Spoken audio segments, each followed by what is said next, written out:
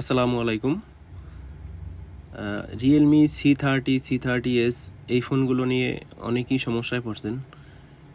এগুলোই কমন সমস্যা হলো মার্কেটের ডিসপ্লে লাগাতে গেলে অনেক সমস্যার মোকাবেলা করতে হয়।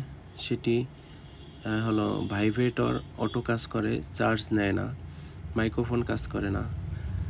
এক কথায় আপনার সাববোর্ডের যেগুলো লাইন আছে এগুলো উল্টাপাল্টা কাজ করে। তো আমরা এটি সলিউশন নিয়ে আসছি। সেটি হলো আপনার পুরন ডিসপ্লেটা, সেটের সাথে যে ডিসপ্লেটা ওইটাকে ফালাইবেন না, ওটার যে রেবনটা আছে ওই রেবনটা কাজে লাগাবেন। আমরা দেখতে পাচ্ছেন আমরা এই রেবনটাকে, নতুন ডিসপ্লের রেবনটাকে ছিঁড়ে ফেলছি।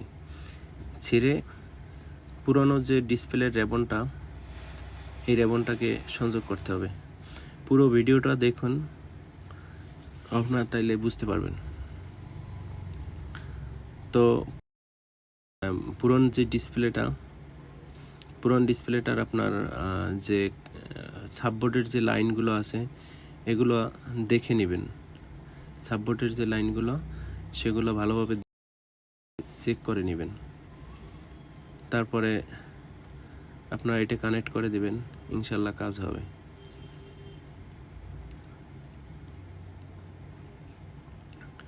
দেখতেই পাচ্ছেন আমাদের কাজটা প্রায় শেষের পথে। সব কিছু আগে চেক করে নেবেন,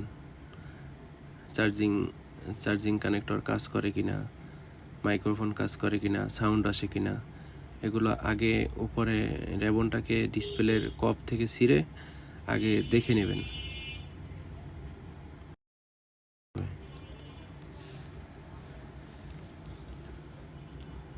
তো প্রায় শেষের পথে আমাদের কাজটি।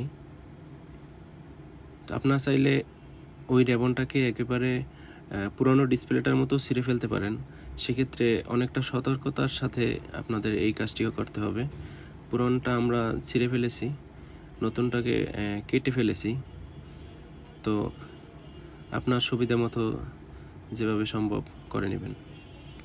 আমাদের চ্যানেলে নতুন হয়ে থাকলে অবশ্যই সাবস্ক্রাইব করে যাবেন।